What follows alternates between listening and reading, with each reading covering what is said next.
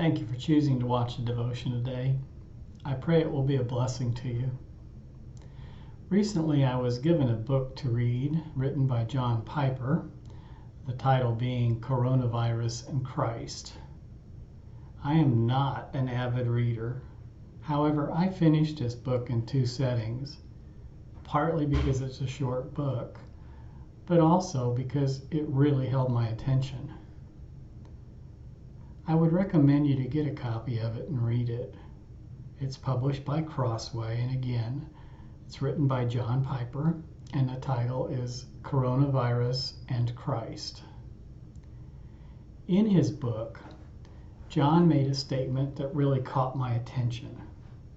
Actually, he made a few statements that really caught my attention, but I'm only going to talk about one of them today. He said, and I quote, "What God is doing in the coronavirus is showing us, graphically and painfully, that nothing in this world gives the security and satisfaction that we find in the infinite greatness and worth of Jesus. This global pandemic takes away our freedom of movement, our business activity, our face-to-face relations. It takes away our security and our comfort, and in the end, it may take away our lives.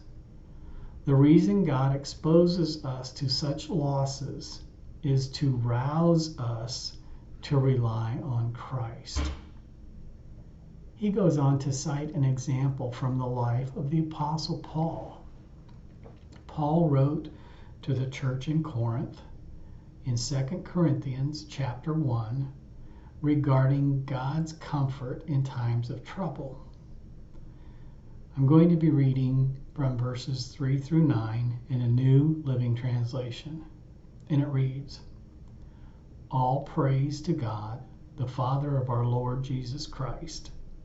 God is our merciful Father and the source of all comfort. He comforts us in all our troubles so that we can comfort others.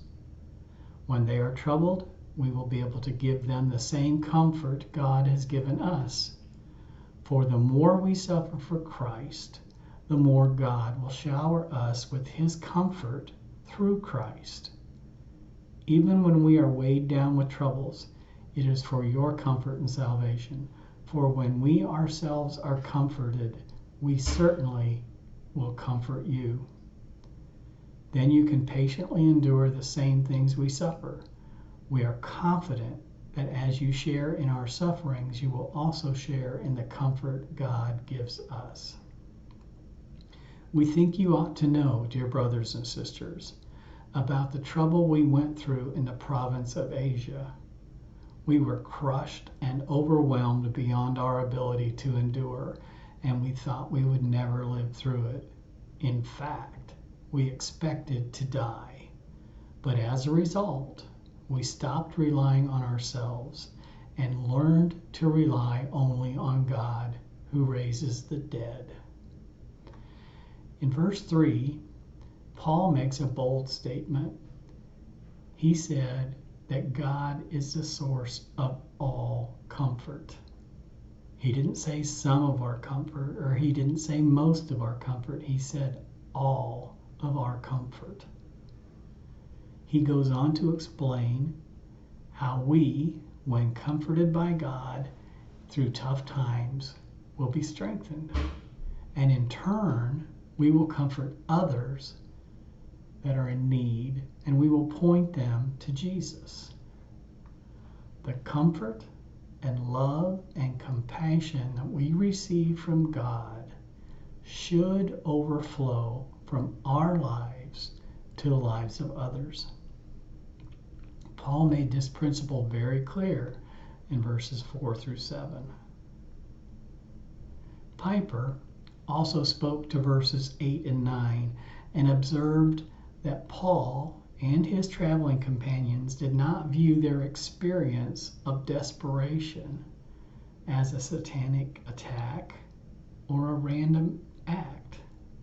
Instead, he viewed it as purposeful, and it attributed it to God's sovereign way of helping them to more fully rely on Him.